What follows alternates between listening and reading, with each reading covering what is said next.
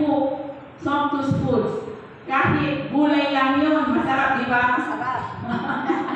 Nauubos din. Kahit simple lang po na pagkain, napagsasaluhan natin, masaya po tayo. Ang importante, yung relationship and bonding po natin is solid. Yun po ang napakaganda.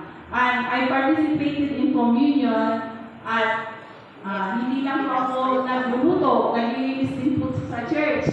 Kung minsan kung may time, pumupunta din ako dito na pag lumabas na lahat ang numbers, ay hindi ko po ito binabrag, kundi sinasabi ko lang kung paano magiging isang partners.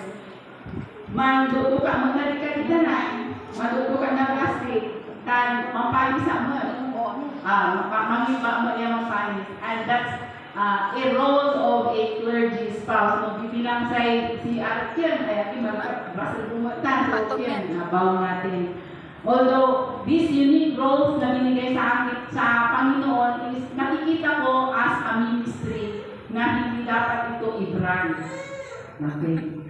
In Genesis chapter 2 verse 18, the Lord God said, "It is not good for the man to be alone.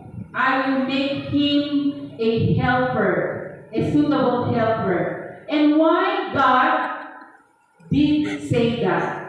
Sabi dito, in His observation and power, He created a man first. He created man first, that is Adam, to have dominion over all the earth and all its creations.